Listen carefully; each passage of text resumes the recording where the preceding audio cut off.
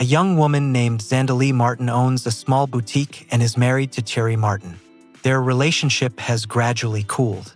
Zandalee feels sexual dissatisfaction and emptiness, and Thierry is increasingly distant from her. He used to write poetry, but after the death of his father, he had to take over the family communications business. However, Thierry was unable to cope with his responsibilities, and over time he had to sell the company, remaining only a nominal head.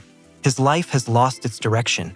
He has stopped realizing his dreams and has become increasingly disillusioned. At this time, Johnny Collins, an old friend of Thierry, re-enters their lives.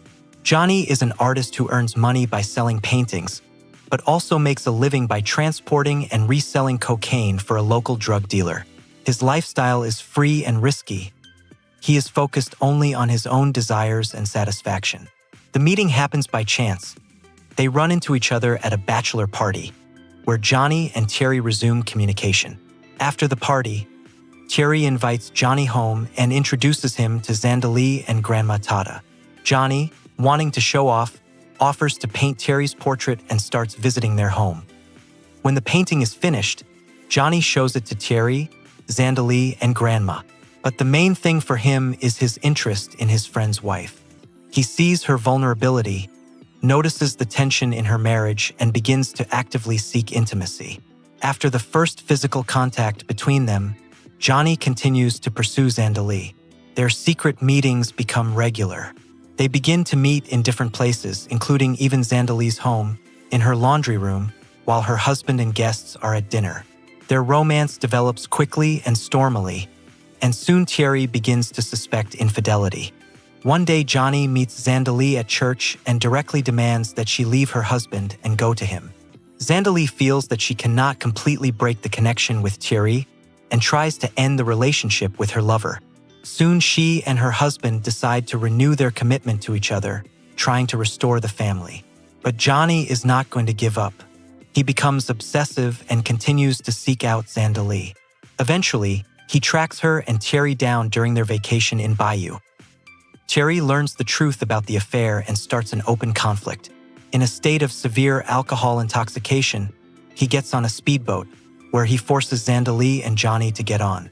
On the water, he behaves more and more recklessly. At some point, Thierry falls overboard. Johnny and Zandalee jump into the water to save him, but he deliberately refuses to accept help and drowns in front of both of them. After Thierry's death, their lives change. Zandalee falls into apathy, tries to escape from memories, jogs a lot, isolates himself from society.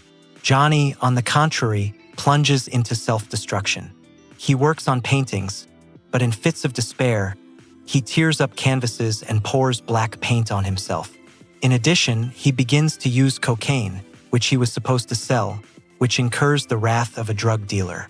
Despite the tragic consequences of the affair, Johnny continues to seek out Zandalee and wants them to start a life together. But she remains cold and distant. One day, after talking to him, she goes for a walk in the old quarter. Johnny follows her. This time, a drug dealer dissatisfied with Johnny's actions attacks him. A passing car opens fire near the church where Zandalee often goes. During the attack, bullets fly towards Johnny, but Zandalee gets hit.